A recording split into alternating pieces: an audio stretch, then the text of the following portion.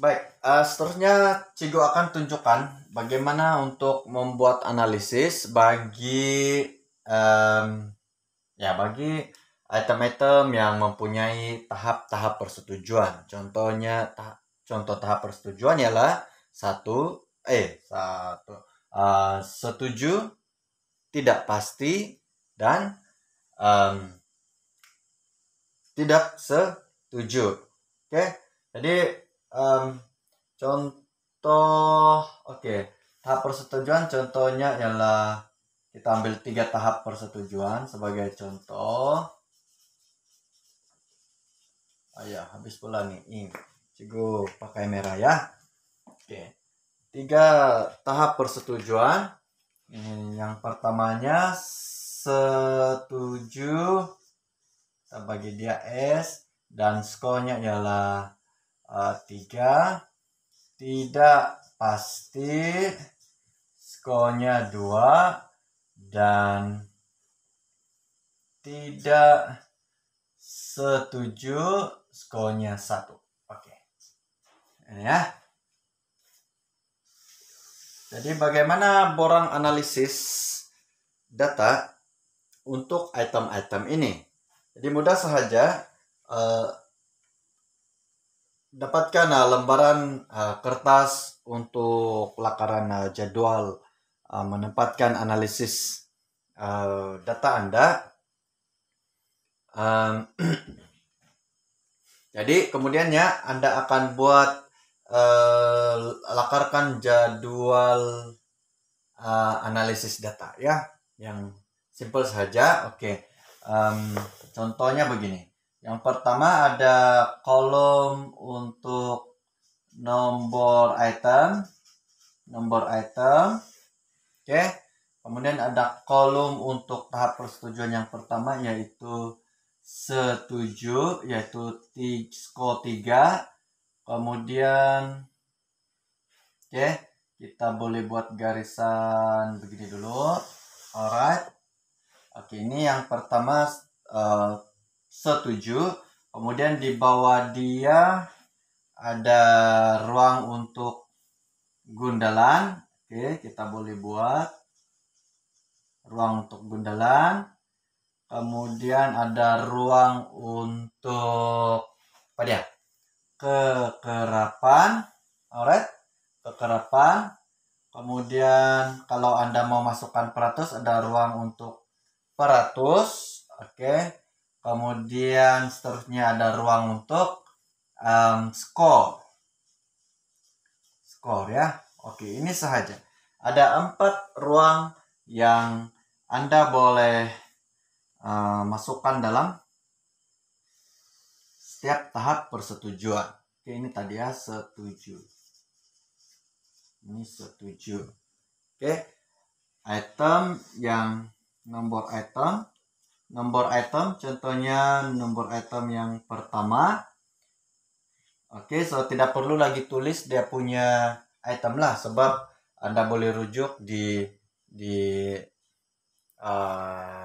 lembaran utama Anda tentang item ini.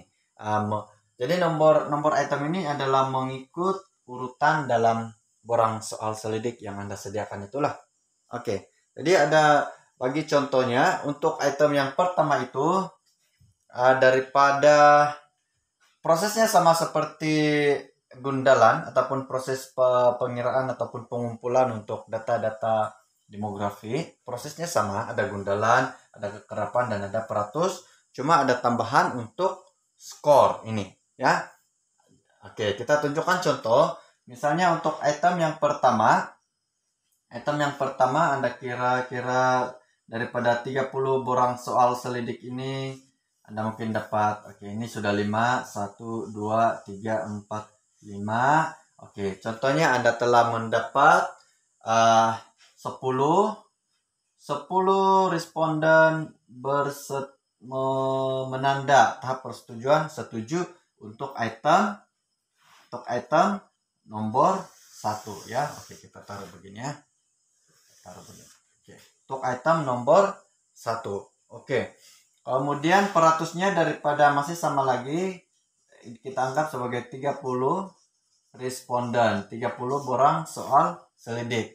Jadi 400 ini Anda boleh kira terus. Selepas buat kiraan kekerapan untuk semua pun, baru kira 400 pun boleh terpulang. Jadi kalau Anda mau kira terus pun boleh. Contohnya untuk dapatkan 400 ini adalah 10 daripada 30 responden. Anda akan dapat 33,33%. Tulis ya 2 tempat perpuluhan. Dan skor ini ialah skor untuk tahap setuju ini didarab dengan kekerapan. Alright, skor untuk tahap setuju ini didarab dengan kekerapan. Jadi 3 kali 10 itu ialah 30. Dapatkan?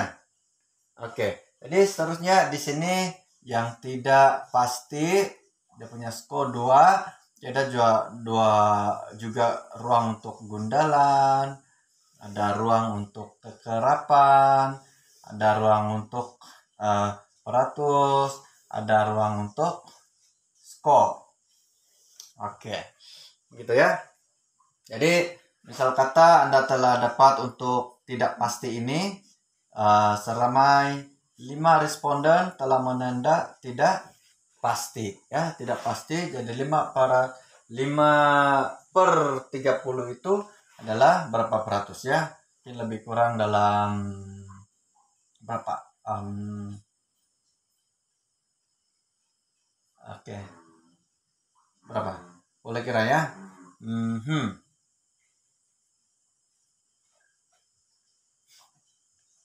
Lebih kurang 6 poin berapa begitulah kan? 6,3 contoh lah. Nah, contoh. Skornya ialah skor untuk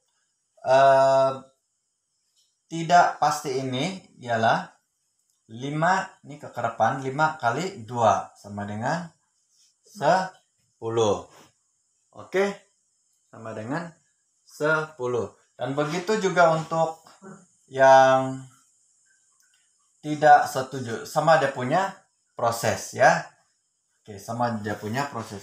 Kemudian item yang kedua, bagaimana? Item kedua mungkin Anda dapat 1, 2, 3, 4, 5. 1, 2, 3, 4, 5. 1, 2, 3, 4, 5 orang. 1, 2. So ini ada berapa? Ataupun ya ada 17. Peratusnya kira 17 bahagi 30 berapa kan? Mungkin dalam 58,88 kira sendiri ya, ini tidak betul ini. Kemudian dia punya skor untuk tahap ya responden yang menanda tahap persetujuan setuju ini ialah 3 kali 17, yaitu 3 kali 17 ialah 51. Oke, dan seterusnya untuk tidak tidak pasti dan tidak setuju.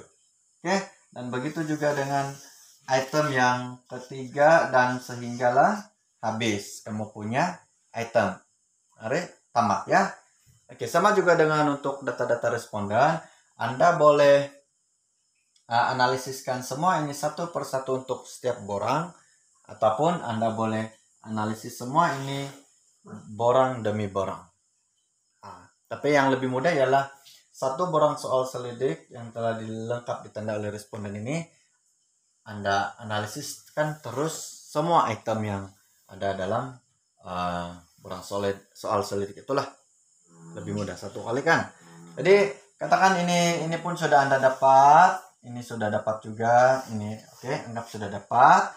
Jadi di kolom yang di ujung selepas tidak setuju ini, Anda masukkan dengan yang pertama ialah jumlah skor. Oke, jumlah skor. Jumlah skor. Oke, dan di sebelahnya lagi adalah min. Oke, min. So ada 2 tambahan ya. Kolom untuk jumlah skor keseluruhan dan min. Min ini maksudnya min untuk setiap item ini berapa nanti. Macam mana untuk kira min? Macam mana untuk kira jumlah skor? Alright, kita tunjukkan juga di sini. Misalnya, oke, kita tanda dulu.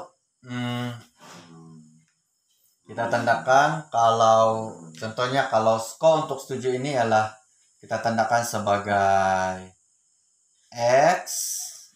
Skor untuk tidak pasti ini kita tandakan sebagai Y. Skor untuk tidak setuju ini kita tandakan sebagai Z. Oke, jadi jumlah skor ialah skor untuk setuju campur skor untuk tidak pasti dan campur skor untuk tidak setuju.